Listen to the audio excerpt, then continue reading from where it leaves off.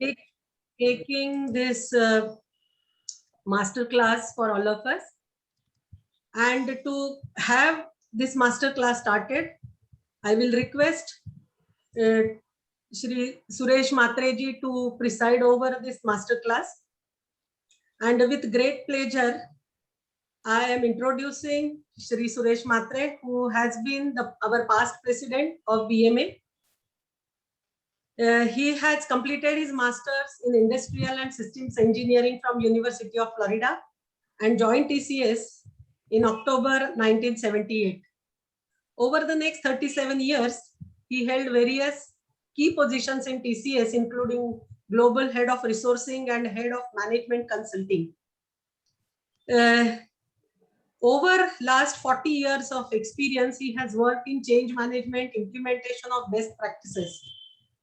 He is now an independent management consultant, and he is the board member at the National Board of Accreditation and Kohinoor Business School. He is a fellow of Institute of Engineers and fellow of the Institute of Management Consultants of India. Today, he has agreed to preside over this master class. So I welcome Shri Suresh Matre and request him to set the tone for this master class. Over to you, sir. Thank you, Kavita ji, and congratulations on consistently hitting a century of participants. I think BMA continues to attract record crowds, and very happy to be a part of this BMA masterclass.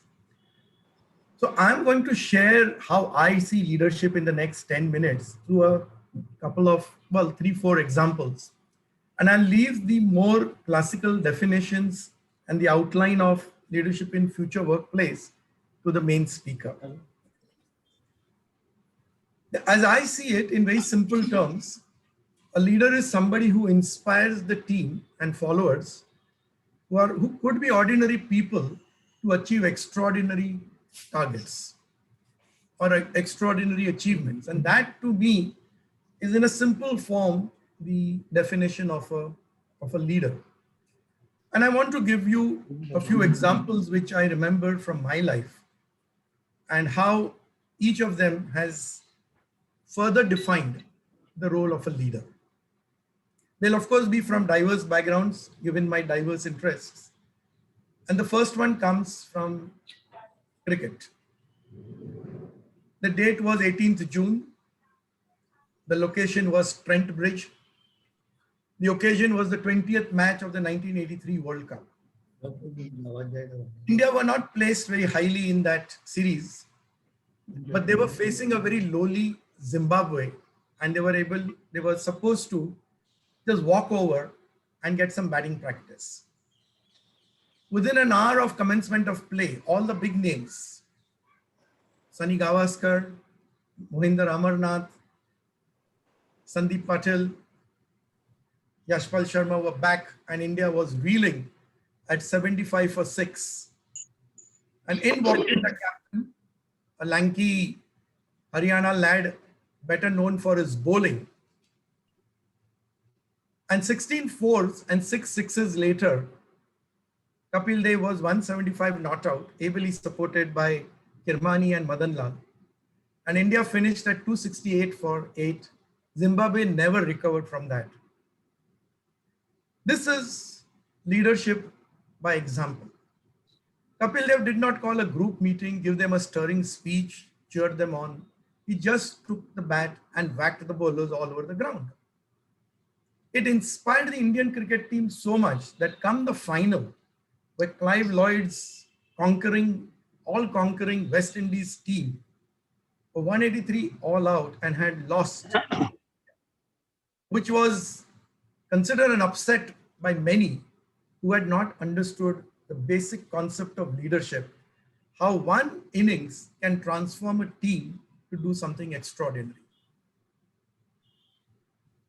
Another example, way back 1971, the Awami Party in Bangladesh, in the then undivided Pakistan, East Pakistan, had won a majority, and West Pakistan invaded East Pakistan.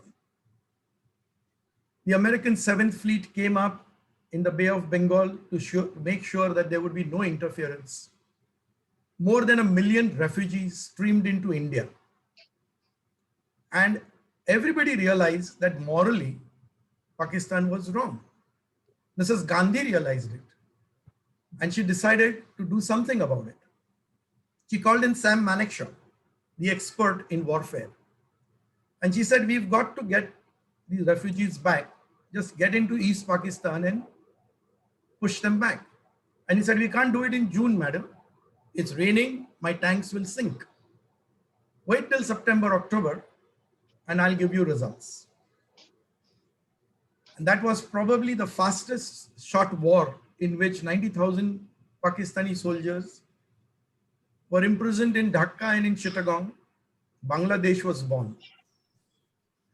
It took a lot of courage to take on the 7th Fleet and not get bowed down by Nixon and Kissinger. A good leader also consults the experts in the field, the people who know the ground rules. She did not order an attack till Sam Manekshaw and the other experts had given her the go-ahead. And when she did attack, she made sure there were enough resources and supplies to end the war quickly with minimum casualties. Another story from my own Tata Consultancy Services. It was the early 80s. India was not the IT powerhouse it was then, but one man had a vision. He knew that in America and in UK, there was a shortage of programmers. There was a huge backlog of software pending with CIOs of the company. And he knew that if he could develop world-class IT skills, then the TCS could really become a very, very big company and could grow very fast. But to get those skills, you had to have the latest computers. And those days, IBM 370 was what all the clients were using, potential clients were using in USA. Unfortunately, Indian government did not allow imports of computers. Mr. Kohli and our then chairman, Mr. Nani Palkhiwala, fought with the government, and Chaudhary Charan Singh was the PM. And we were allowed to bring in an IBM 370, but under very stringent conditions, that you will export 200% of the cost every year. But Mr. Kohli had the vision. He knew that with these kind of hardware resources, he could develop the skills and make the world a market for Indian IT services. That vision was something that he saw, which a lot of people in the Indian government did not see. And the rest of the Indian industry cottoned on quickly. And today we see India as a major IT powerhouse. The vision made the leader. Last but not the least is how skillful and simple communication can get the leader's message across. And I'm referring to Mahatma Gandhi ji. He had realized when he had visited UK that British imperialism has economic basis. People would buy, the British merchants would buy cotton very cheap in India, take it to the mills back in Lancaster and other places, weave it into cloth and come back and sell it to India at much higher prices. He just announced Bharat Chodo, wear khadi. He wore khadi himself and set a personal example as a leader. And wherever he went, he asked people to bring all their English clothes and he burnt them publicly.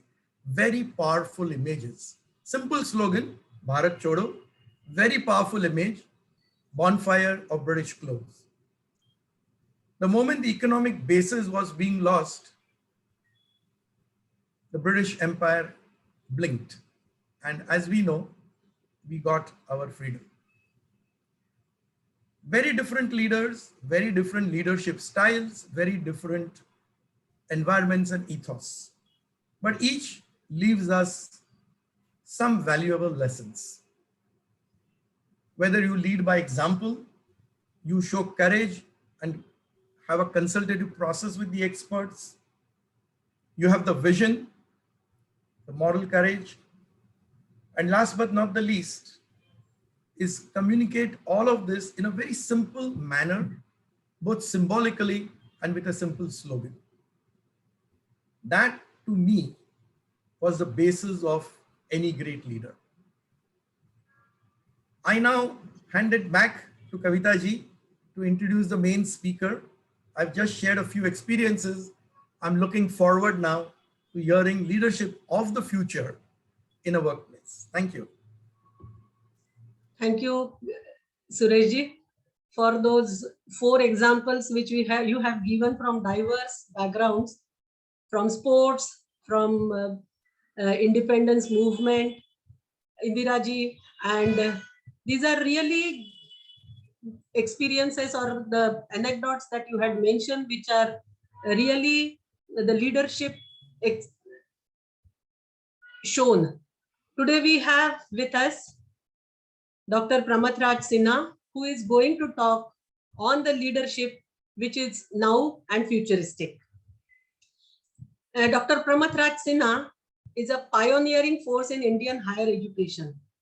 He is the founder and chairman of Harappa Education, which strives to become India's largest online institution focused on teaching habits, skills critical to workplace success in the 21st century. He is the founder dean and a member of executive board of ISB, which rapidly became one of the top 20 business schools in the world. He is also the founder and trustee of acclaimed Ashoka University, a liberal arts university which launched the popular Young India Fellowship. Dr. Pramath-Raj Sinha has been instrumental in setting up a wide spectrum of change-based higher education initiatives, including a management program for career-oriented women, an entrepreneurship fellowship for the Himalayan region, and a solution-focused design education for the built environment.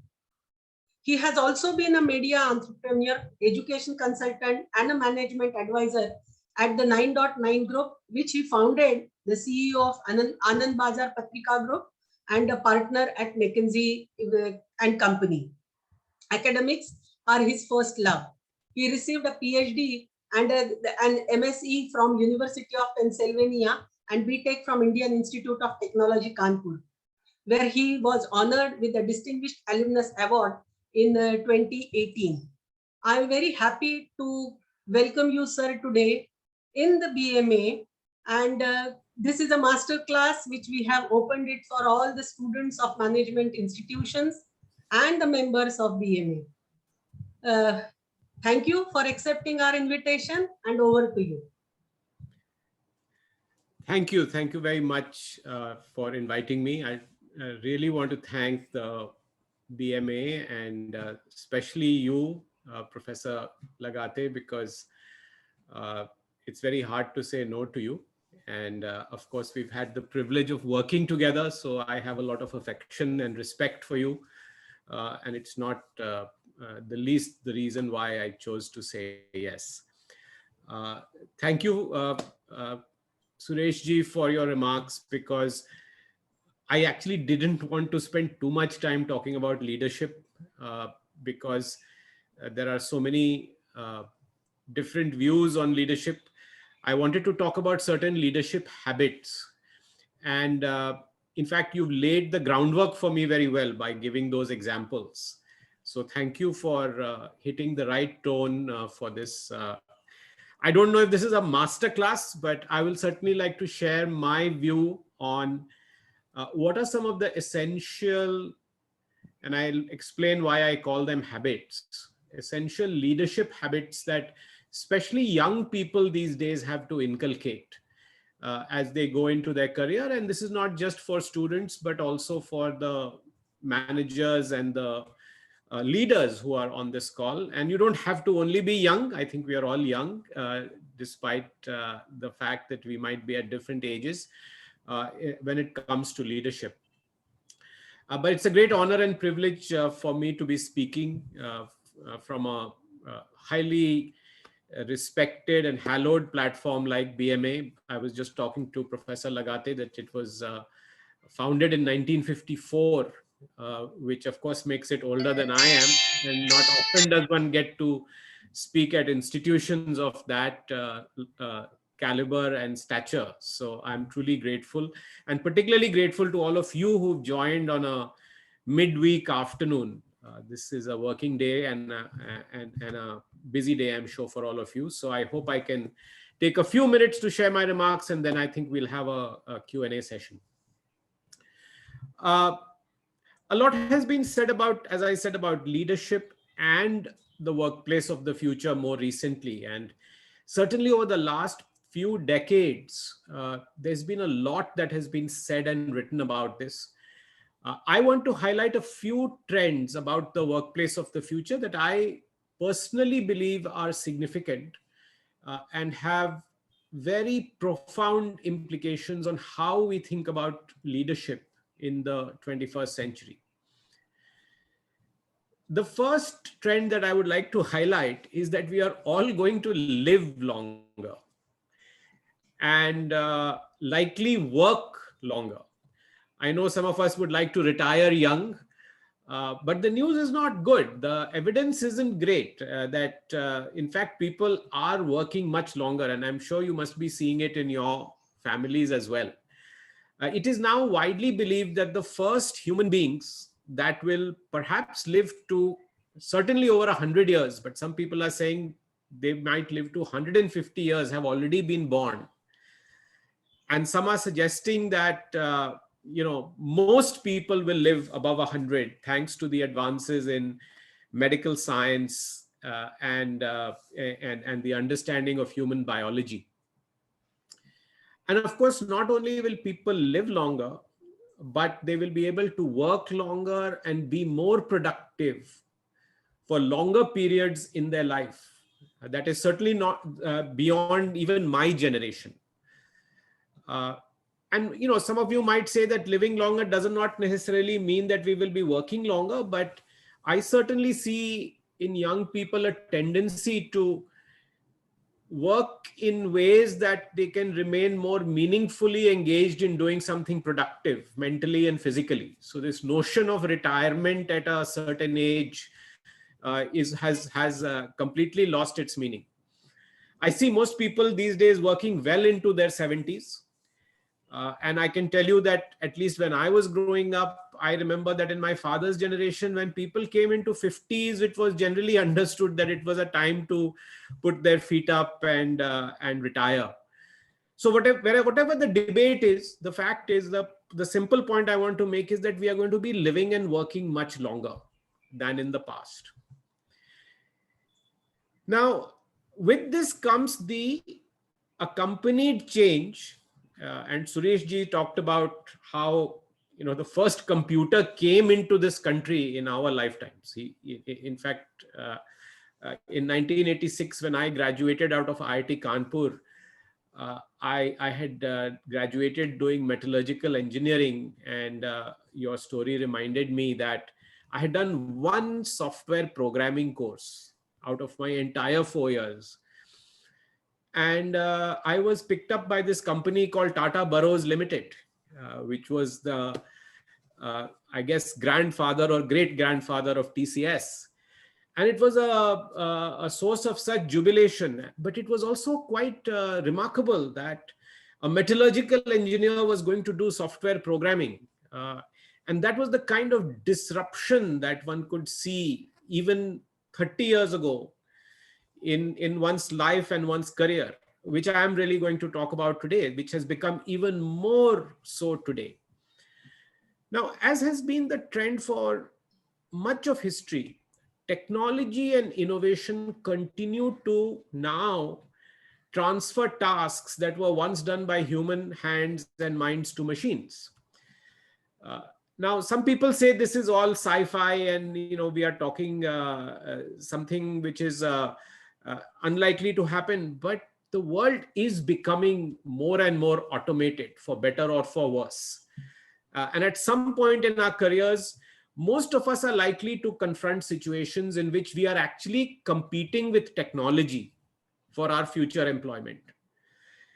In fact, recent surveys by labor organizations and global think tanks have predicted that by 2025, roughly 1/3 of today's jobs will be performed by machines. It's already happening all around us. And by the way, it's not just blue collar jobs that will vanish. Today, you take tax applications. They've completely changed the field of accounting. Online education, which I'm very involved in, are actually replacing traditional teaching jobs. Medical procedures are now being done by computers.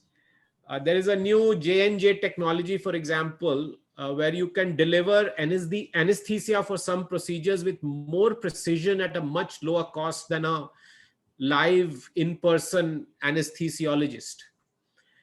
Of course, the IBM's Watson computer is now able to use big data to diagnose lung cancer at a higher rate of accuracy than many doctors. So in this increasingly smart and sophisticated world of machines that surround us, what are the unique abilities that set you apart? What will ensure that you continue to provide continued value to your employers, to your clients, as more and more functions become automated? How will you achieve your full potential as a leader? How will you win the respect of your teams and organizations as a successful leader? With very much the same definition of a leader that Suresh ji mentioned, that how do you inspire your people to achieve the impossible time and time again, right? Now, these questions and this world may seem like science fiction than current reality, but this is imminently relevant as we are hurtling towards the third decade of the 21st century. We are well into it. Training and building a long-term career and a career that exemplifies leadership in this new world has become increasingly complex. Since Professor Lagate mentioned that there are several students who might have dialed in, by the time the current students reach the workforce, many of today's jobs will be radically altered or eliminated altogether. I can tell you that a lot of jobs that are available today, which I see students coming out of ISB or Ashoka or several programs that I am involved in, did not exist 1 or 2 years ago. Just 2-3 years ago, when Uber Eats came out, one of my students got a job with Uber Eats in London. Now, I had a hard time understanding what she was doing. What was it that Uber Eats did?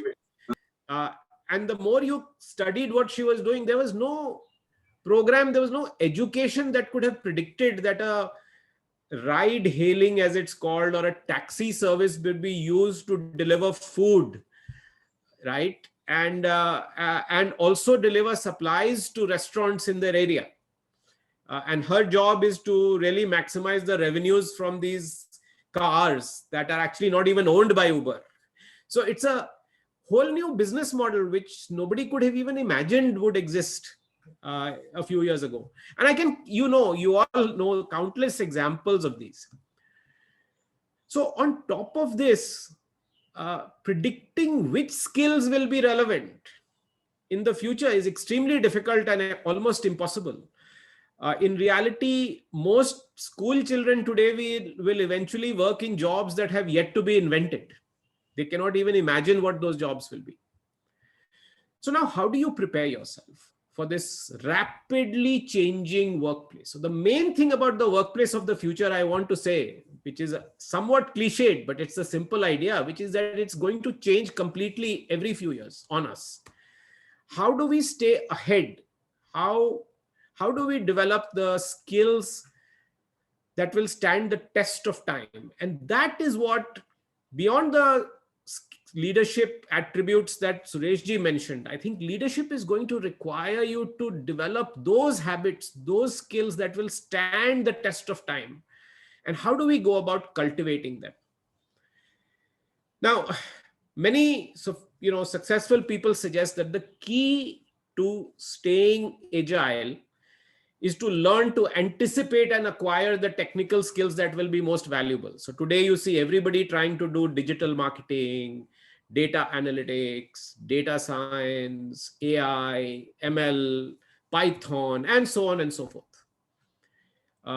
In fact, obviously the geeks who kind of learned HTML before we heard of internet was suddenly very high demand when everybody wanted a website. So of course, getting ahead of the skill curve is a valuable and worthwhile pursuit. But I would argue that things are changing so fast that it's not enough. Of course, you have to learn the new thing every time. And I continue to learn something new every day because I'm now doing, what is called ed tech.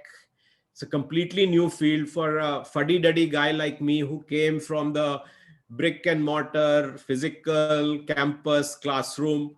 It's a completely new world. I feel like I'm constantly trying to catch up. While learning a new technical skill might get you your next job, what will happen when things inevitably shift again? You are required to adapt yet again. So in my experience, and this is the crux of what I wanted to share with you today, the leadership capacities that will distinguish you over the long term in this increasingly fast-paced and automated world are actually some of the more fundamental ones. And these fundamental capacities are actually present in all of us. In fact, we are human beings because of these fundamental capacities. That is why we are different from animals. That is why we are different from chimpanzees and monkeys who we evolved from. But somewhere the recognition that these skills, even though they are there in us, I don't think we are recognizing that these are actually going to be very important in the future. And all I'm going to tell you is highlight some of these to you, which you already possess, but need to be aware of and sharpen and hone in the course of your careers. So I would say that there are 5 leadership skills that are extremely critical. And by the way, Suresh ji's 4 examples all actually show that these people had these fundamental skills. The first is, how do you think? Your thinking. The second is, how do you solve problems? When the top half of your batting order is gone, you are absolutely right. Do you hold a team meeting to solve the problem? Or you go out and say, listen, I'm going to give it all and show these guys how I'm going to, how we can actually break out of the morass we are in. You mentioned communication. I think communicating is an absolutely important skill. Number 4, collaboration, working with others. It's become even more critical. And finally, leadership itself. But here I distinguish leadership from the larger leadership point is, how do you lead yourself? And I'll talk more about that. I call these 5 leadership capacities as leadership habits. And I call them habits because they are meant to become very well-established behaviors that you can call upon at a moment's notice. Like Kapil Dev called it in a moment's notice. Mrs. Gandhi called it in a moment's notice. She didn't need to go and sit and contemplate when something had to be done. So even under intense pressure, and often unconsciously,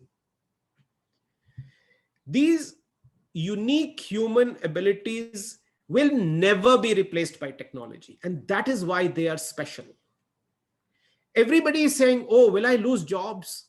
What will I do when machines take over? Nobody is saying, listen, what will not change? How will you really become relevant? How will you still stand out? How will you still be a leader? These unique leadership abilities will never be replaced by technology, nor will they ever become irrelevant. You may think of them as meta skills, habits that lie below all industry specific technical skills. Today, what is digital marketing? Tomorrow might become Internet of Things. day after might become virtual reality and augmented reality. It could be some newfangled technology that will come in. But these meta fundamental leadership skills will never go away. And these 5 leadership habits are in essence the foundations of a successful career. And by the way, a successful life. What I'm actually sharing with you is no different from what our founding philosophy in our culture and in India has always been. If you are able to master or even significantly improve these capacities, you will set yourself up to really evolve, adapt, and flourish as a leader in whatever career, profession, or activity you pursue. And I'll talk more about this in the time that I have. I'd like to devote the rest of my talk to just exploring these 5 leadership habits and break each one down into what I call thrive skills. These are the skills that help you thrive and make the building block of each of these habits. Now, you've probably heard some version of the adage that if you give someone fish, they will eat it for a day. If you teach someone to fish, they will eat for a lifetime. In our experience, the wisdom of this saying applies to the current state of education. Much of what we are taught today in school doesn't necessarily prepare you to flourish over the long run and stay relevant in a world that would look very different even a decade from today. The truth is that fewer and fewer of us end up pursuing careers in the fields that we studied at, especially with what we studied at university. In fact, many technical degrees quickly lose their relevance as we embark on our career paths. I just gave you the example that I was a metallurgical engineer and I got a software job. Many of us don't have a clear sense of what we really want to do with our lives during our school years. And it is not until we get into the working world that we start to home in on what we think is our true calling. So we end up moving in completely different directions than we originally intended. Again, I trained as a metallurgical engineer. I then shifted to get a PhD in robotics. I was briefly an academic. Then I pivoted to a career as a management consultant. Then I ran a media company. Then I became an entrepreneur. And now I've gone on to create a series of higher education programs and institutions across India. Now, you may say that my story is unique and not everybody has this kind of privilege and so on. I don't think that is true any longer.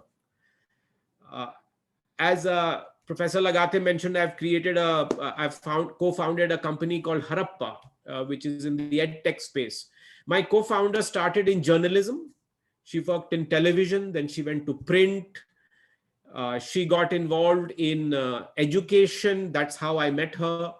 Then she left and wrote a book about business. And then eventually has now started this co-founded an online education startup with me with no MBA or no technical degree.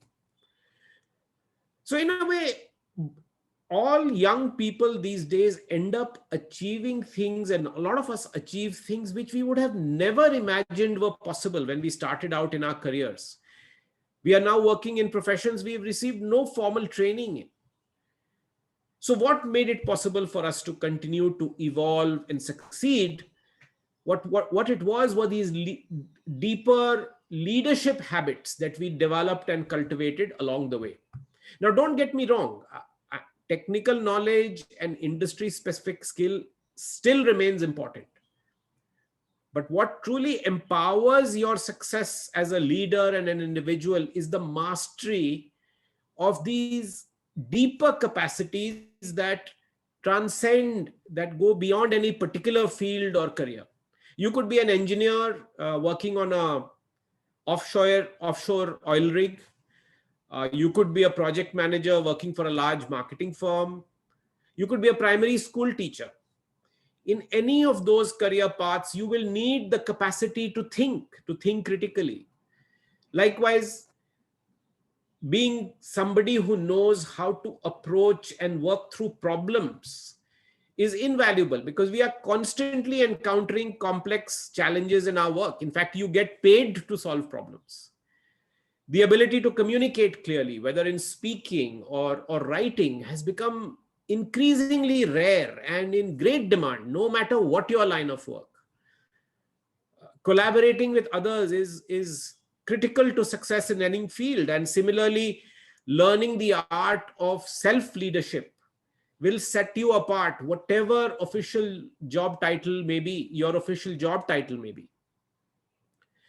Now, in my career and of the countless individuals that I've worked with, I found that these key leadership habits are the most universal predictors of success, regardless of the field. They are like your secret weapons you can use to achieve anything that you set your mind to, whether your goal is to achieve the highest levels in your current field, or if you want to completely get into a new or a different path.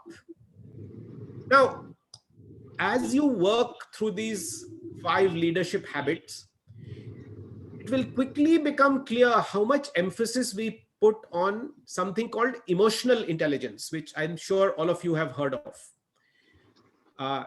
You may have heard of a very popular book of the same name by a gentleman called Daniel Goleman in 1996. It essentially refers to the capacity to perceive, to understand, and to work with your emotions and those of others. We've always met somebody who's a brilliant thinker, great performer, but who exhibits a surprising lack of self-awareness and emotional maturity. That's an example of low emotional intelligence. And then there are people who make the biggest impact on the lives of others. And they are people who really worked on themselves. They've become very mature in their emotional impulses. They are able to remain steady in any storm. They are emotionally intelligent. To many people, emotional intelligence and its related qualities are considered to be soft skills. You must have heard the expression soft skills often. And they are always seen to be less valuable than more concrete or technical skills. I could not disagree more. The fact is that many surveys have now found that soft skills are actually more important than hard skills, that they are actually the harder of the skills. Even in my experience, it is the soft skills that make us more deeply human. They differentiate us from machines. They ultimately lead you to your long-term success. If you are emotionally intelligent, you will ultimately be more efficient in all that you do and help others to be the same. Again, all of the people that Suresh ji mentioned were highly emotionally intelligent people. You can then inspire better results from yourself, and you can get the best out of others. You can avoid a lot of emotional turmoil and drama that often takes place at the workplace, and that ends up holding people back and companies back from achieving their full potential. So I find that emotional intelligence is at the heart of the 5 leadership habits. It actually amplifies the other habits and makes them very much more effective and powerful. Now, part of what led me to create the new education platform that I've created called Harappa is the fact that none of these 5 essential leadership habits are taught in universities or colleges or MBA programs. Even in liberal arts colleges, they are not taught. That's not to say that you can't gain or improve these capacities through your leadership, through your education journey, but they're not the specific focus.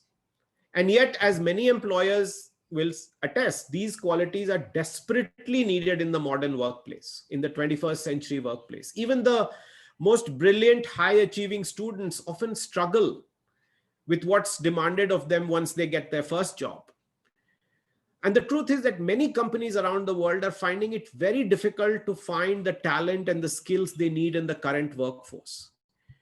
There was a 2018 India Skills Report that found that 60% of businesses across multiple sectors are experiencing a lack of talent within their organizations, and we often call it the employability gap in our country. A similar survey was conducted in the US in 2019 by the Adecco Group, and they found that 92% of US executives think that American workers aren't skilled as they need to be. The same study found that nearly 45% of executives cited soft skills like critical thinking, collaboration, communication as those that are in most demand and that are most lacking. So of course, this employability gap, this leadership gap, this skill gap is not just an industry trend. It touches all of us at some point in our lives, often many times. It's likely to have affected your own career sometimes. Perhaps you are a recent graduate looking for your first job and having trouble standing out among the many quality candidates you are competing with. You might be even having trouble honing in on what direction you'd like to take with your life. How would you like to apply what you have learned in school to the real world? These 5 leadership habits will set you apart from others and make a strong impression on any potential employer. They will also help you clarify your career goals and set you on the right path. You may already be somebody who's established firmly in a job, but you may feel that you have plateaued and you are not advancing at the rate that you'd like to. You might be seeking to move up in management or in a leadership position, but don't know how to get there. Developing these leadership habits will again take you in that next direction, in the next ladder of your career. It'll prepare you for leadership and advancement in any organization that you're part of. Maybe you've already achieved a significant degree of success in your career, but you've lost that initial spark that led you to your current path. Perhaps you are looking to move in a different or more fulfilling direction.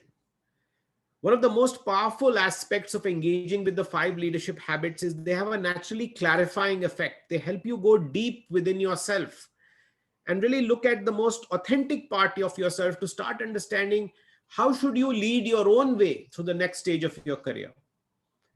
Whatever stage of your career journey you may be at, my intention in developing and talking about these 5 leadership habits is to help you as a leader to close your own personal leadership skills gap. I want to empower leaders to begin to shift and accelerate your career in such a way that it will bring maximum success and fulfillment to your life. And I believe that developing these 5 leadership habits is the key to doing that.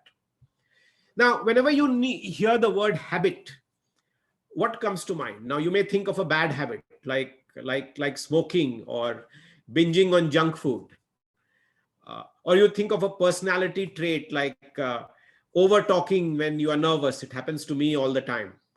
Or having the tendency to not exercise when you are supposed to, because you are tired. But there are some good habits like getting up early in the morning or eating healthy food like fresh vegetables. Now, a habit could be something significant that you have to work on for years and years to master, like prioritizing your family and relationships over other areas of your life. Or it could be something just as simple as, not checking your phone when you are in a meeting, or maybe multitasking on a Zoom call. Now, a habit in essence is a behavior that has become automatic for you.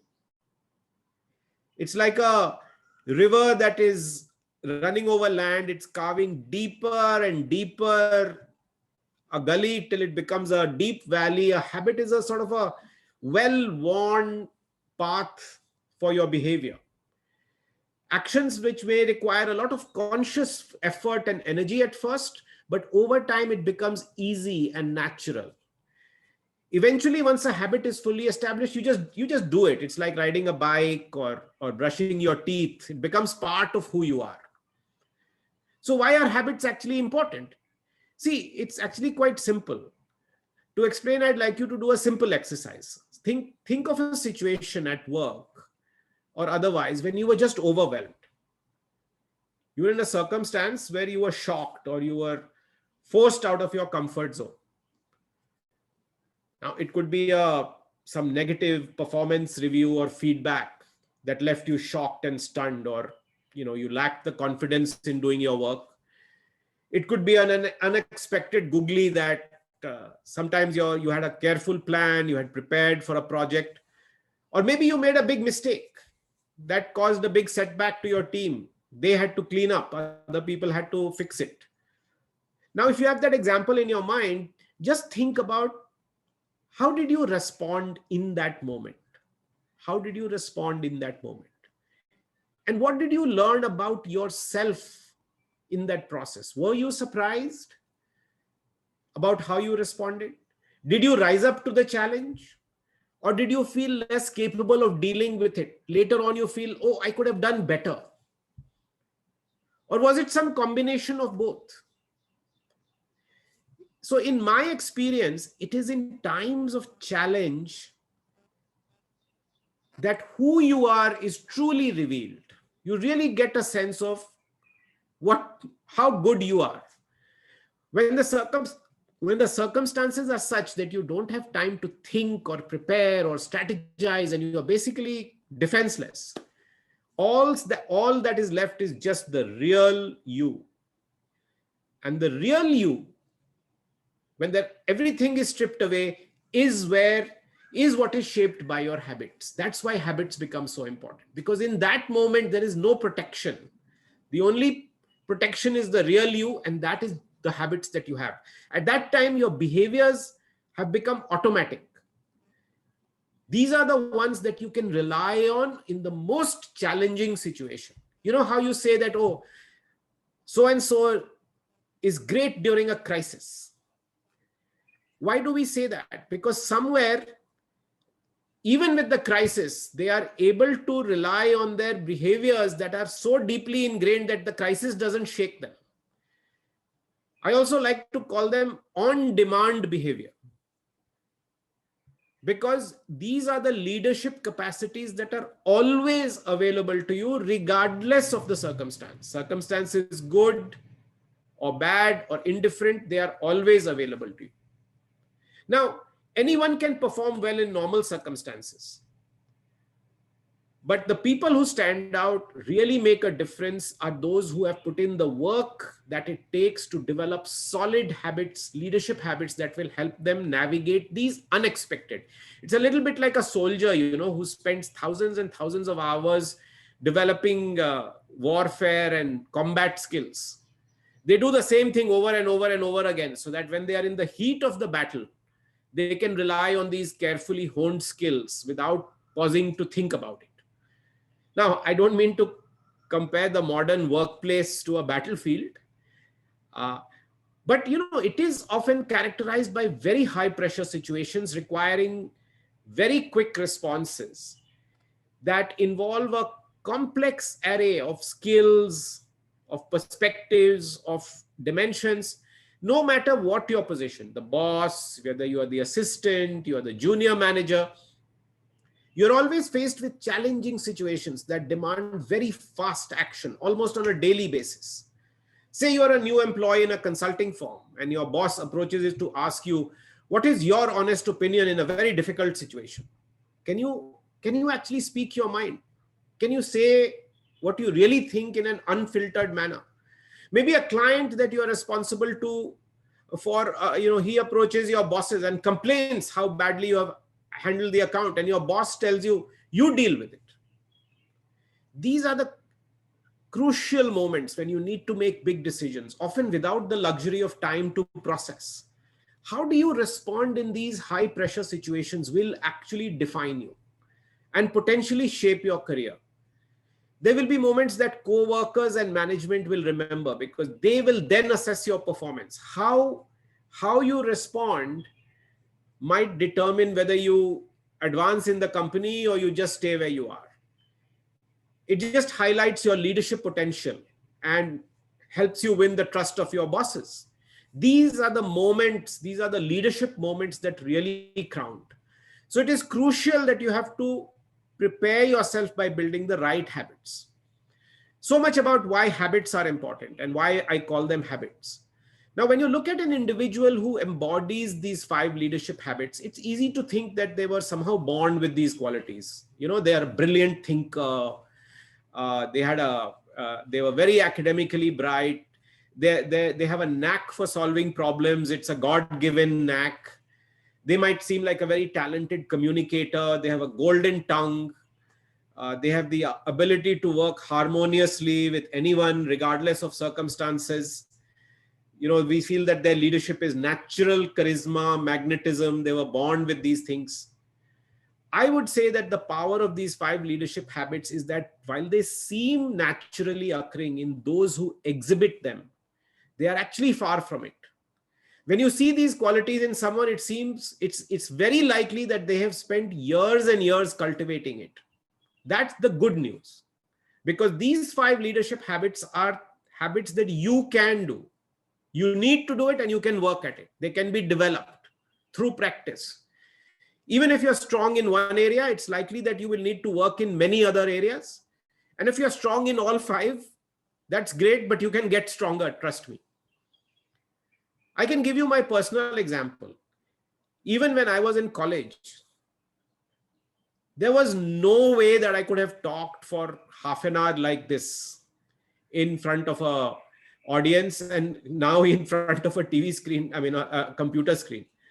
It's a habit that I have had to develop because I'm very introverted. I don't like to talk very much. And frankly, trying to do this is deeply still very anxiety prone for me. But I have learned over time that there's a certain hacks or tricks that I use to do this. So anyway, when it comes to building habits, the first thing to remember is there is no one size fits all. Each one of us is different. How we build these habits will also be different. We all learn differently. We have different life circumstances. We have different strengths, weaknesses.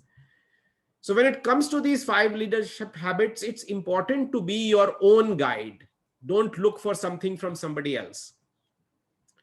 Unfortunately, as you progress in your life and your career, it becomes more and more difficult to change your habits. It's no coincidence that marketing firms focus their attention on potential customers under 35 years of age. They believe that, after that, our tastes get locked in and there is no use trying to change them. So I don't subscribe to that view. I think humans can still change. The earlier you develop the habits, the further you will go. As I discussed earlier, these habits are not necessarily taught in schools. So as recent graduates, you enter the workforce without these foundations in place, and sometimes it can have negative, even catastrophic consequences. Many people don't realize what is missing till much later in their career, when somebody gave them a bad performance review, or at worst, they are fired. By that point, it's often very late. They haven't built the right habits to support the lifetime of success. And with every year that goes by, it becomes harder to do so. So start working on these early. And that said, even if you're 65 years old, you can still change. So never give up. Now, as you can imagine, trying to identify these habits is no small task. Many great writers, thinkers before me have put forward their perspective. The famous book, 7 Habits of Highly Effective People, is perhaps the most famous book on habits, and one that all of us have read and admired. There's a lot of work in the field of habit development now. There's a book by Charles Duhigg, The Power of Habit. There are books by B.J. Fogg and James Clear and Wendy Wood. And so I've learned a lot from these habits. But I'll just jump right ahead and tell you a little bit more about these 5 habits, and then I'll wrap up. So the first habit, which is about thinking, the leadership habit, this is the most foundational. Everything we do starts with our thought process. We are constantly thinking. All of you are thinking right now. You're trying to process what I'm saying. I'm going too fast. You are saying, oh my God, I'm not able to understand all this man is saying. And by the way, you are not just thinking about what I'm saying, you're also thinking about me. One of the things that we don't realize is, how do we think about people? Right now, you are all assessing me. Is this guy for real? Is he talking sense? Is he just giving some gyan, or is it real experience that he's talking about? You're trying to assess me while at the same time listen to what I'm saying. Nobody teaches us how to think about other people. How do we assess people? Now, thinking to me is more than just simple cognitive ability. There are very many people who are very smart, but don't really know how to apply their intellectual abilities. So having knowledge is not enough. How you apply that knowledge, critical thinking, analysis is extremely important. Again, there are many other aspects to this which I don't have time to cover, but how do you develop an ability to recognize your biases and the biases of others and adopt multiple perspectives? How do you see things objectively, get the full picture?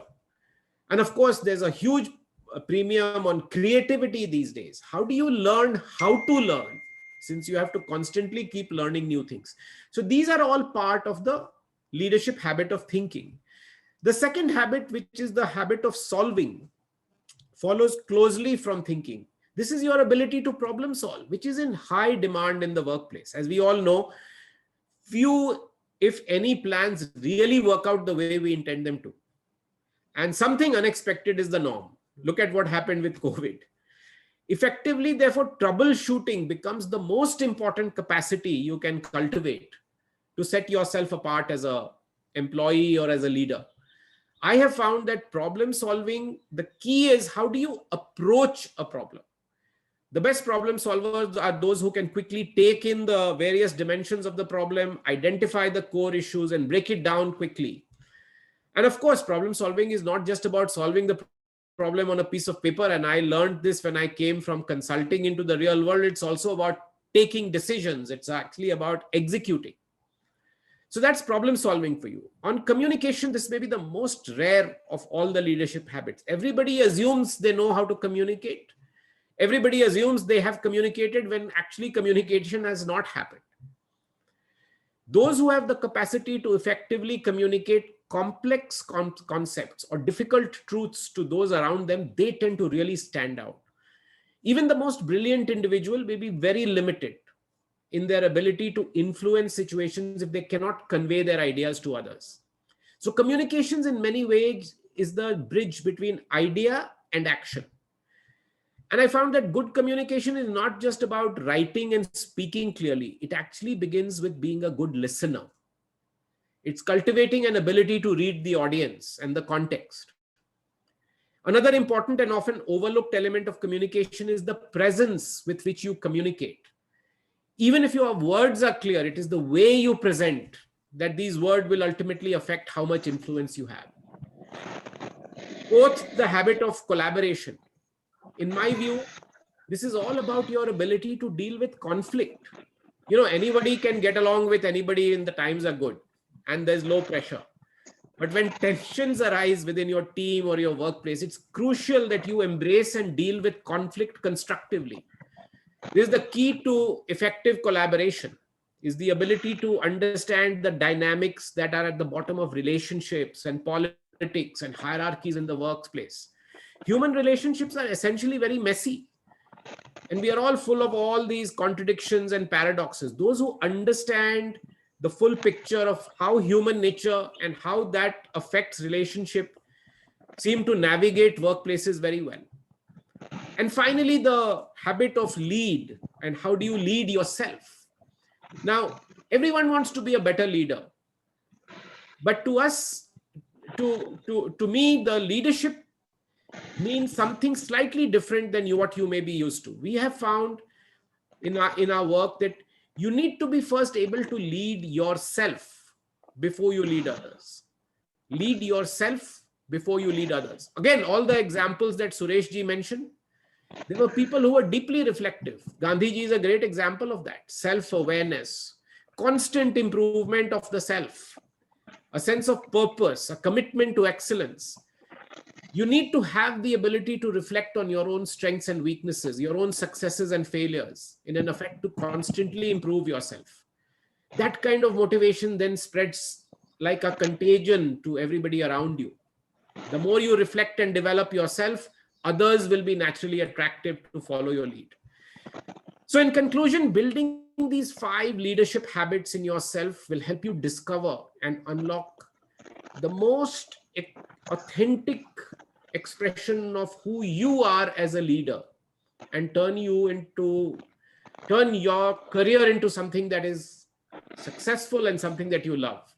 It's important to remember that at the end of the day, you are in the driver's seat. You are responsible for your own development. And let's be honest, there is nothing easy about personal development. Changing your leadership habits at the level that we are talking here about is very difficult. It takes work, it takes time. Most of all, it takes a lot of commitment. But the kind of capacities that will truly unlock your potential often require a lifetime to do this. I'm not saying this to scare you or intimidate you. I wish habit and leadership development was easier, but it is what it is. The good news is that if you get yourself in this lifelong mindset early on, then you will be prepared for anything that comes your way. You won't be surprised or shocked or dismayed when you eventually encounter difficulties. You will then have the maturity to be a leader. I just want to say that I have always believed that anyone can do anything. And you may say that this sounds very lofty and very idealistic. Obviously, not everybody can do everything. But if anybody can do anything, and I feel certainly that a lot of people I see around these today could never imagine the things they are doing, it's largely because of these 5 leadership habits that I've outlined that I thought I would share with you today. I'll stop here, Professor Lagate, and open it up for Q&A as you had suggested. Yes. Thank you so much. Yeah, thank you so much for those very crystal clear guidelines that you have created for leadership. And thank you. There are many questions and comments which are coming up.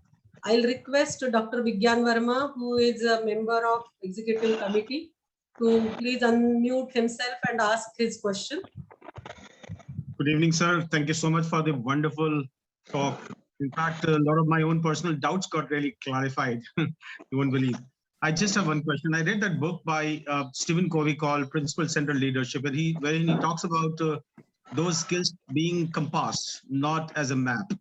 Like, how different are those skills compared to what you spoke about, sir?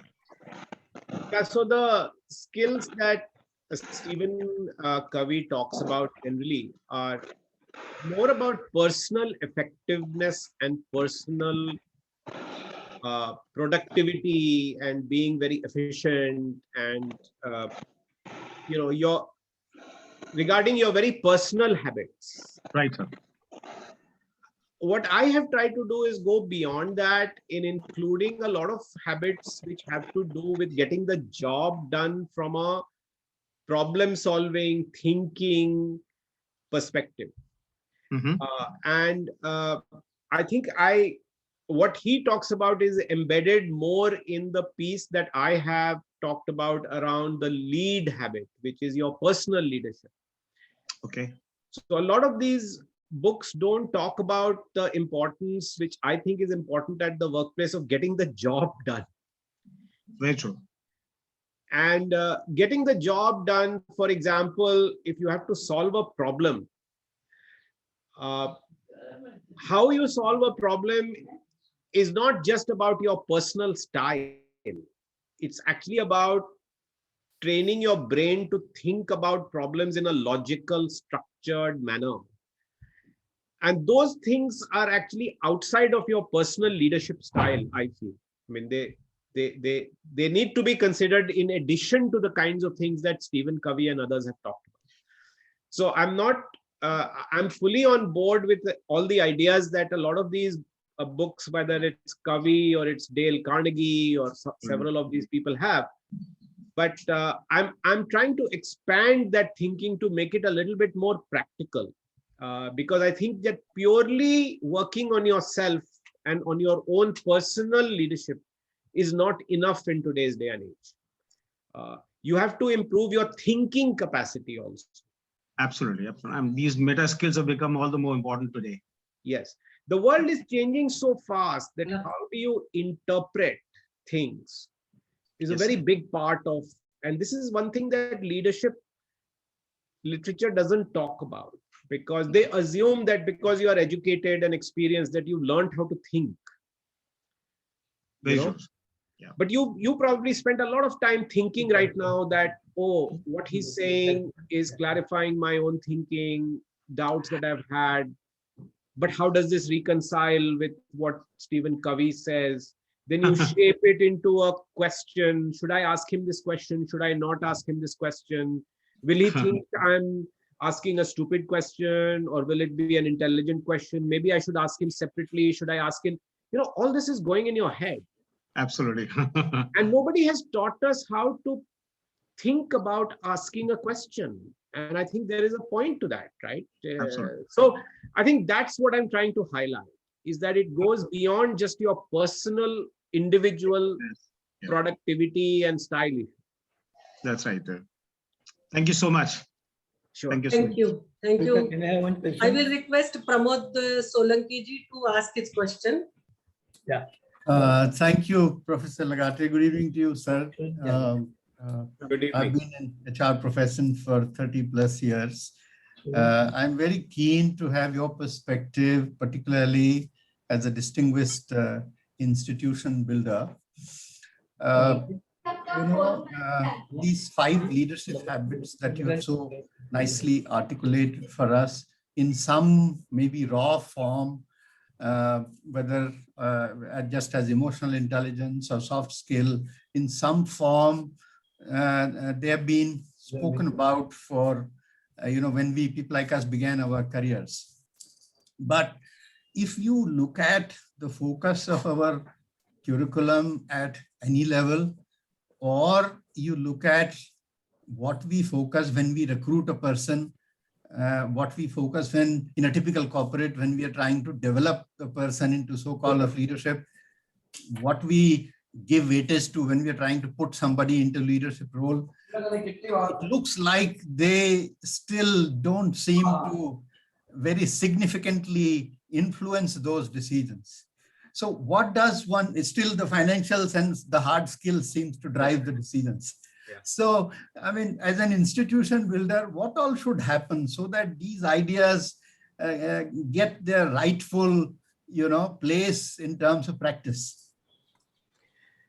So this is an age-old culture change question, Pramod ji, right? Firstly, I would like to tell you that I'm not saying anything new in these leadership habits, okay? If you actually go back to our ancient texts, they all talk about these things, right? In fact, when the Greeks and even in our subcontinent, when the first higher education was started, it was to build these skills, not to build the hard skills. In Except fact, they had not contextualized it like you have done. No, fair enough.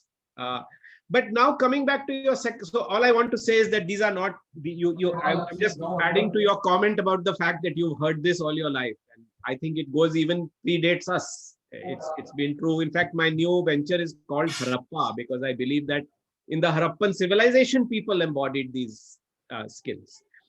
But coming back to where you asked the question, I think we have to bring in the balance, right? I mean, there was the notion of the balanced scorecard. And we are still struggling to implement a truly balanced scorecard. I think part of the reason is that it's very difficult to assess people on these. Most people who are put in charge of assessment, is easy to look whether I reached my target or not. It's easy to say you only achieved 80%. This morning only I was assessing my Q1, where will I end up in Q1 of FY22, right? Because it's been so badly affected by COVID. I think all our organizations are trying to assess ki plan banaya tha kuch, will I reach or not, right? So it's very easy to say ki 48% hua, ki 52% hua, ki 80% hua. But in that process, did that manager show empathy towards the people who actually were suffering during COVID? And the sales guy who sure did not achieve the target, but lost a father and a wife during that same period, which is devastating, that is very difficult to assess. And that is what gets in the way of truly being balanced. You can't just do, obviously, do away with the hard targets. They have to be there. I think somewhere we have to bring in the sensitivity, and I think it's going to be a battle that we'll constantly fight. I don't have any silver bullet answers for you other than the fact that, I think if we make people more aware of the things that I'm talking about, I think if we make young people more aware of that, I think they will, as they grow through their careers, I think you'll see culture and societal shift. I think it's already happening. I don't know if you see these Gen X and millennials who are coming at the workplace now, they seem to want more purpose and meaning in their work. Sure. Yes. In my days, where was the question of purpose and meaning? Appointment letter mila, you thank God and you just go hold on to that, right? Absolutely. Today, I find that my highest performers, for whom I have done the most nurturing and the most coaching, they are doing really well. I'm giving them increments and they say, no, Pramath, I want to try something else. Arey bhai, you are doing so well. Why do you want to leave? This is a good thing for your career. You are progressing. No. I feel like I need to discover, something else that is more meaningful. Yes. So I think people are going to demand that also. And I think my biggest challenge as a young startup where a lot of people are half my age is to create an environment where, despite having the hard targets, I have to make meaning for people in the workplace. They have to feel a sense of purpose. So I think we are sometimes being forced by young people also to change towards what you're talking about. Sure. So Thanks I hope very I've much. tried to address your question. I can't answer it. No, I see the issues involved. Thanks very much, sir. Thank you. I will request Pramod Bhai to unmute himself and ask his question. Pramod Bhai, over to you. Please unmute. Yeah. My question is to our learned speaker. Will you please explain what is exemplary leadership? Number one. Part two, will you comment on something on gender leadership? And third one, I want to describe that habit dies hard. In the word habit, if you remove H, A, B remains. If you remove A, B remains. I, it remains.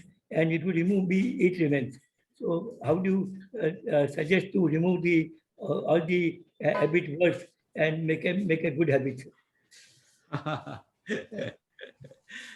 I will not comment on the last one because I think your comment itself is very interesting. Thank you for sharing that. I'll remember that and maybe include it in my next talk. I'm on the executive committee of BMA and former chairman of the Institute of Company Secretaries of India. Okay, sir. Very honored to meet you. No, sir. No, we are so honored, sir. So, sir, exemplary leadership is only about, I think, ultimately it comes down to, were you able to deliver against an objective or a target? Nobody remembers you for your failures. In the business world, at least, it's a very harsh world. Right. I can tell you, everybody talks about ISB and Ashoka and all these universities that I've been involved in. Nobody remembers Sanskriti School of Business and 9.9 School of Convergence because I also started them and they both sank without trace, right? Yes. So ultimately, exemplary leadership depends on whether you were successful or not, and that is the harsh reality. Sureshji would not have remembered Kapil Dev if he had not hit that 175 and won the match, right? Yes. So I do think that, but I think in today's days, exemplary leadership cannot just be achieved by results. People also want you to be a people leader, and they want you to hit the century, but they also want you to inspire the team. They want you to achieve the goals, but your team should also feel like they were part of that and they should also feel inspired. So I think that is where exemplary leadership really is what I think matters. I forgot what your second question, gender leadership. I think that I have created a program which is an MBA for women. And Pradeep Gogte, who's here, actually has taught on that program. I fundamentally believe that women have a certain distinctive leadership style, and we have not recognized that enough. We have not appreciated that enough. And I personally feel that that's a great opportunity for us to bring in more women into leadership. Professor Lagate is a great example. Look in higher education, in the field that she is, there are hardly any women vice chancellors. In all the IIMs, there are 1 or 2 women directors alone in the entire history of the IIMs. I don't think IITs have ever had a woman director. So I think there are certain fields where we are just not using the leadership qualities of women. And I don't want to make a big deal about it. Women are as effective, as exemplary leaders, but I do think that they have a certain style that would actually help a lot, even to what Pramod Solanki ji was talking about, in making leadership more balanced in terms of our approach to hard and soft skills. So those are my 2 reactions, sir. As per present regulations, every company is supposed to have a woman director on the board. Yeah, but most people just do a tokenism there, sir. You know, that is the other problem with this. Right, That you appoint somebody who's somebody's relative or friend, and for meeting the compliance, and I think that is not good either. So Thank you very much, sir, for your very valuable answers. And thank you. we would invite you in many other forums also to have Thank the benefit of your talent, sir. Thank you, sir. Thank you. Thank you, Pramod Bhai. Pramod Bhai is the young member of our EC team, and he is always very enthusiastic. So thank you, Pramod Bhai, for joining. I will request Savita Tirak madam to ask her question, unmute herself. Thank you, madam. Thank you, sir, for putting the points in very, very crystal clear manner. My question is, can you suggest some way or mode of training people on emotional intelligence? Because in today's world, as you also have highlighted, even I work as a counselor. So I understand the importance of emotional intelligence very well. So would you be able to suggest some effective ways or modes of training people on emotional intelligence? Because it is important at any level in the organization, at whichever level you are working in the organization. So I think, ma'am, that one big thing so there are many techniques that at least I have come across. And I can't tell you, I don't want to give you, I don't have a school book solution for you, but I can give you some examples. Yes, I would like to listen to that. Yeah. So one thing that I find, ma'am, is that for us to be emotionally intelligent, you need to be able to sense the emotion of others and also sense your own emotion. So you can't, and you have to do that typically in emotionally difficult or awkward or charged situations, because that's when you need the most emotional intelligence, right? Correct. That you don't react, or you don't shout, or you don't get angry, or you remain calm and collected and so on. So one of the things that I usually like to start by telling people is that in any charged situation, first and foremost, can you train yourself to recognize that it is a charged situation? If you don't recognize, then you just fly off the handle. You are not even conscious. So first is to actually figure out the way to recognize what are the kinds of situations that are charged. Now there you can go back and say, listen, anytime you are going into a meeting where you are feeling anxious or awkward, even before you walk into the meeting, is a charged situation. Tomorrow I have to go with my sister-in-law to meet a doctor who is treating her husband, and they are very unhappy with the doctor. So she's saying, listen, can you accompany me to this meeting because the doctor doesn't talk to me properly? Now I need to recognize right now that that's going to be a charged and awkward meeting, and I need to be emotionally very stable if I'm really going to be able to help her. If I also go there and start shouting at the doctor or fighting in that fight, it's not going to help. So it takes first to recognize, because these emotionally intelligent situations are discrete situations. There's no point in me being emotionally intelligent if I'm not in an interaction, right? So every interaction, have the antenna to figure out, does this require emotional intelligence or not? Then one of the things I always advise people, the trick to a lot of the things I'm talking about is to put a pause between what happens and what you do. most of us don't do that, right? Because we immediately react. We are trained as a kid. Even in school, teacher asks a question, our hands goes up, right? Because we think we have a response, we have the answer, we have the retort, we can solve it, we have the right. So I think the learning to pause yourself before you react, right? I had heard my mother tell me that my grandfather would tell her that don't write a letter when you are angry, right? Now, today, in the WhatsApp generation, there's no time, right? You react immediately. You see something, sometimes you send the WhatsApp to the wrong person, right? Because you are reacting so quickly. So I think in today's day and age, teaching people to pause. In the US, I learned this thing about, when you have to pause, you just say 1 Mississippi, 2 Mississippi, 3 Mississippi, 4 Mississippi, 5, you can come up with 1 Lokhandwala, 2 Lokhandwala, whatever. I think the idea to put a pause between what you sense and how you react is a big thing that you can teach people. So you can get some ideas. I'm telling you what I have learned, and there are many such ideas, but I think you have to assemble a bit of a toolkit. Emotional intelligence you can't address immediately. I mean, there's no one silver bullet. So that's how I would approach it. Thank you. Okay, I will request Professor Fernandes sir to give his comments. Dr. Sinha, I would, when you mentioned about technology and how fast technical skills are being changing, I think leaders who are the bosses of such technical personnel have got the humility to accept that their subordinates will know more than them, and that there's no need to feel threatened by that. Would you agree with that? And the idea in a business situation is to use those skills to further make a customer more comfortable or to give them a better deal. So they will have the business experience, so they need not feel threatened by subordinates who know more than them, and because they don't require to acquire those skills necessarily. No, I completely agree with you, sir.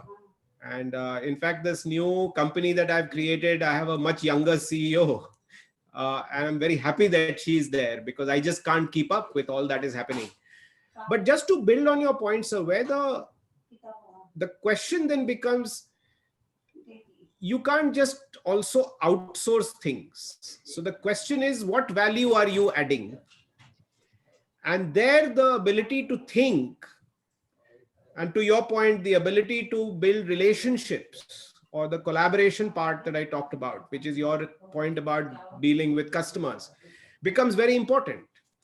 So even in areas that you may be technically unfamiliar, can you use your thinking to ask the right questions? Sometimes asking the right questions without even knowing about the subject can actually help clarify for the other person the better answer.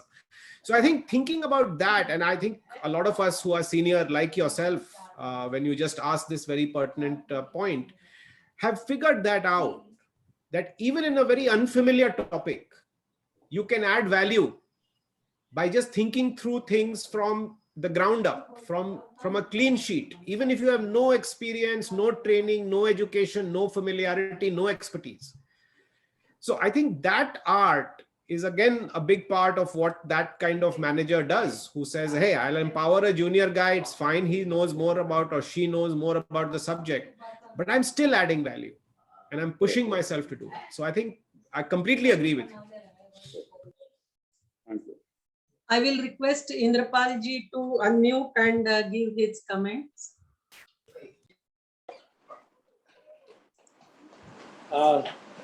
Fantastic talk, Dr. Sinha, and very deep, I would say.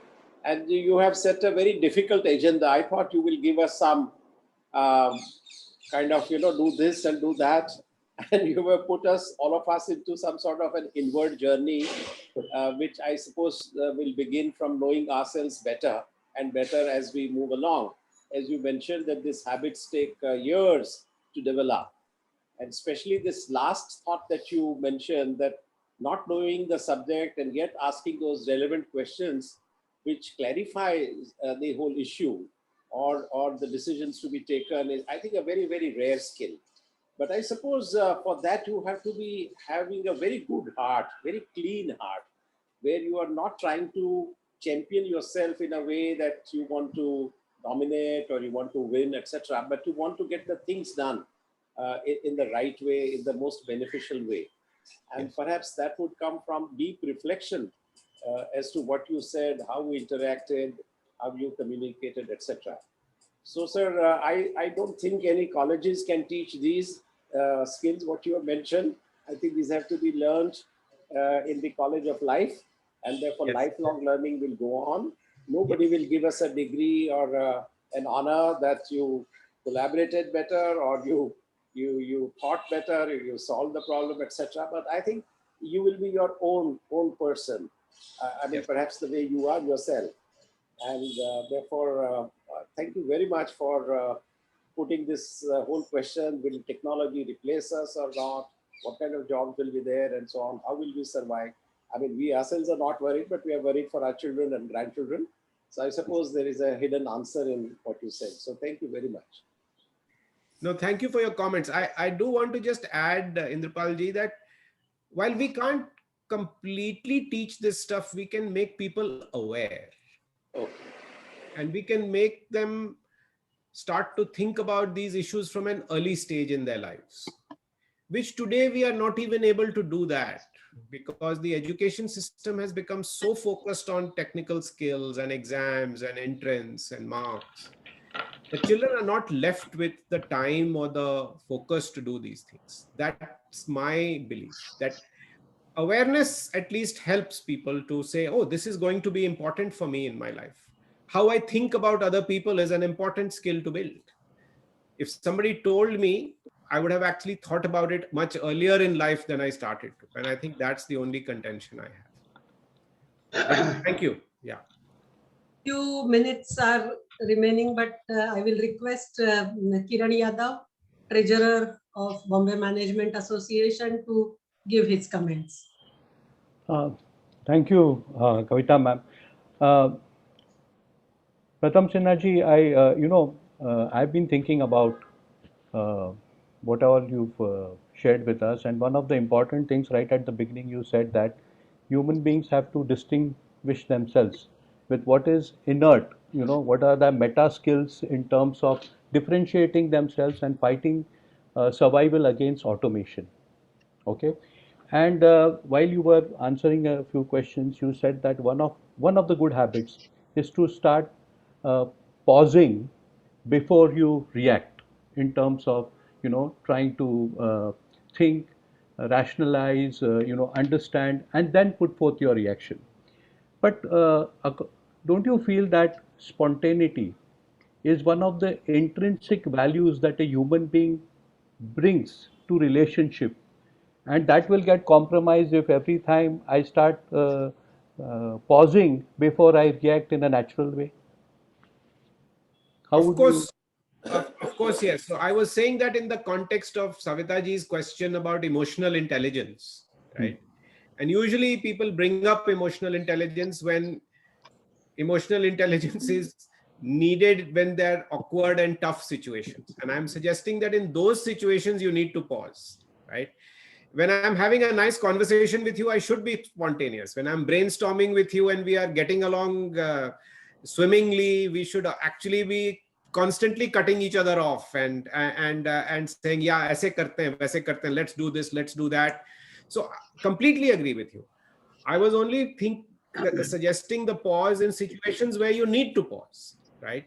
Because there are certain situations where we need to pause. And obviously, when you're driving a car and there's a guy running across your street and you can hit them, you obviously want to pause, right? So I do think that you need to, and I think that's what you are trying to address, that, of course, don't lose the spontaneity. Completely agree with you. In fact, when we are most creative, when you do a brainstorming session, everybody says, don't second guess yourself, put your idea out, right? But equally, I think there are situations at the workplace these days that really demand some reflection sometimes. And I think we have the ability to recognize when you need to pause is really the key thing that I'm talking about. Right. Relationships get spoiled because you said something that actually later on you regret, right? And in today's day and age, with technology, with cell phones, we are multitasking, we are rushing, we lose that perspective. We type of a response to a message when we don't realize that we completely misread what the message was supposed to say. So those are the situations where I think pausing helps. Okay, thank you. Yes. Thank you. Last comment, I will request Chaya Madam to give her comments. Thank you, Pramadji. It was a delight to hear you as you build upon the 5 pillars of leadership habits. And although the session was meant to be a masterclass for students, but as I sat through the session and I continued reflecting on each one of those pillars, I realized that it's extremely useful and also equally important for all of us at any age and at any stage in our life. If we reflect over it and if we choose to distill the wisdom that comes out of our own internal reflections for our own use. For example, when you said that, how do you think, and you made a passing comment saying that just because we are educated, it will be presumptuous to feel that we know how to think. That comment of yours set me thinking, and I thought it was so profound. And if we are aware of it all the time, then it will be so nice to always bring our thinking process to where it should be. Just now, for example, the way you answered the question of spontaneity versus pausing during our communication. Even the silence, the importance of silence, and therefore by being a listener during our communication is normally not taught in the B schools. They will tell you how to communicate, what to communicate, when to communicate, everything they'll tell you, but they'll never tell you when to shut up. I think it is so important to realize the other side, of communication, where you allow someone else to communicate and you end up learning a lot by just listening, actually. Listening is the highest form of learning, I feel, because we just get to hear something new.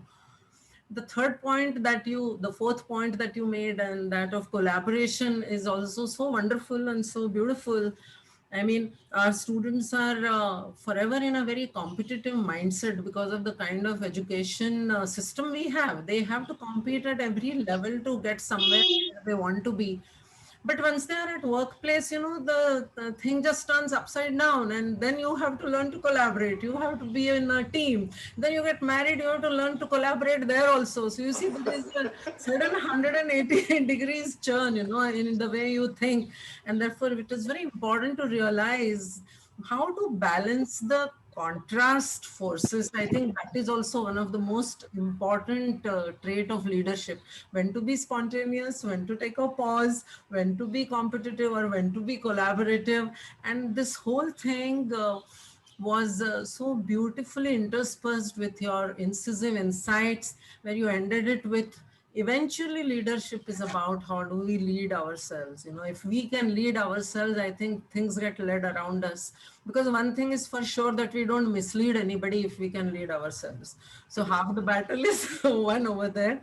It was an extremely valuable session. It has always been like that. It has always been a joy to listen to you.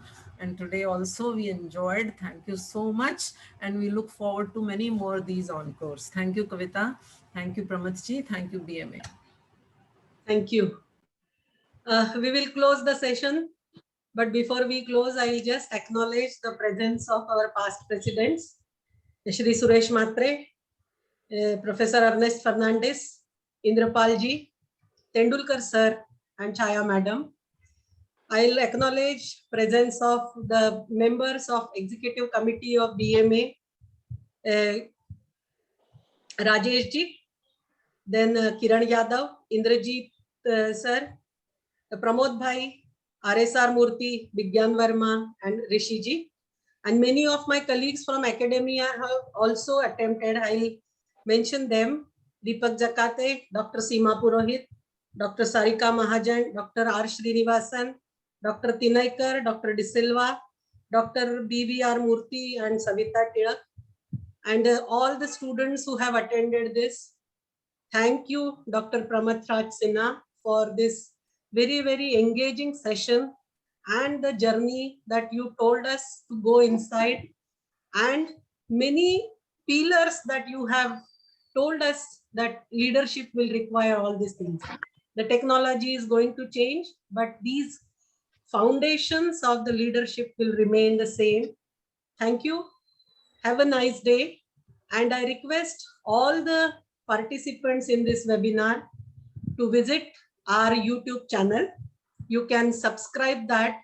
We have every week 2 sessions on Wednesdays, Wednesday Wisdom webinar, and on Fridays, the Friday Fundamentals. The next Friday Fundamental is coming on, which will be taken by our own Prashanti Reddy, and it will be on the importance of yoga.